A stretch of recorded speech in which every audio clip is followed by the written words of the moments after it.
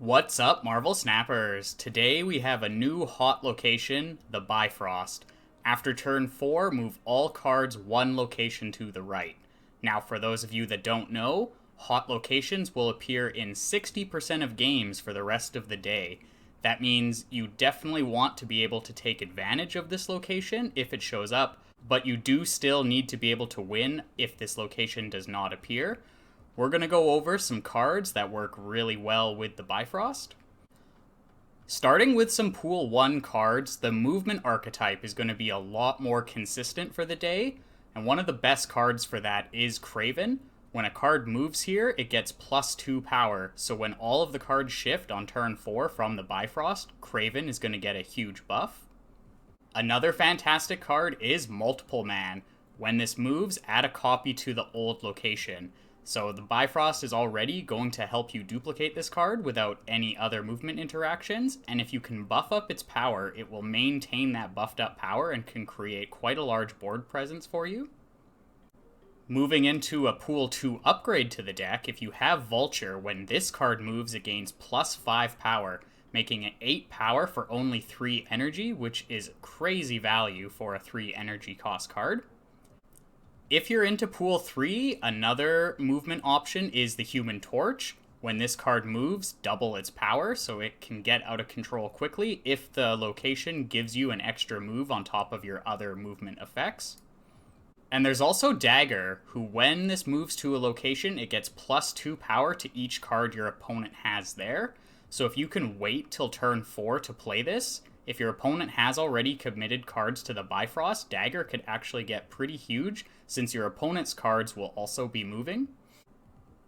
Another fantastic movement-based card is Miles Morales. If a card moved last turn, this normally 4 energy cost card becomes 1 cost and provides 5 power. And with the location moving cards for you, Miles becomes much more consistent. You don't even need to play a full movement deck to take advantage of this. Maybe even just like a Nightcrawler or an Iron Fist in your deck would be enough, with the location appearing 60% of the time. Moving away from the movement strategy, there's a Pool 2 card, Ebony Maw, that can actually take fantastic advantage of the movement.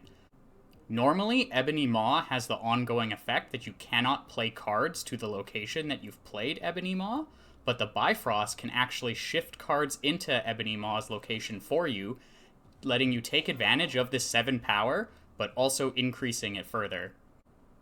Some other interesting Pool 1 options with the Bifrost is Gamora, who for 5 energy has 7 power, but on reveal, if your opponent played a card here this turn, it gains +5 power.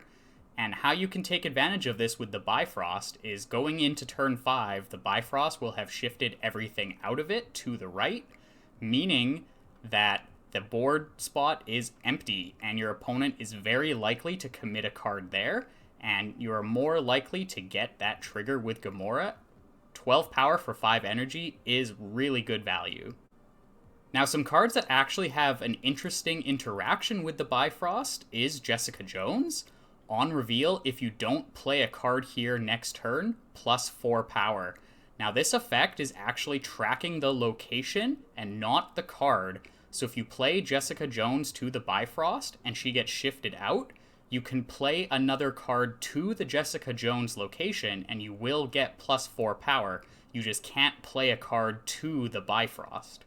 Similar to Jessica Jones, moving into Pool 3 is Rescue, who has a very similar effect. If you play a card here next turn, +5 power.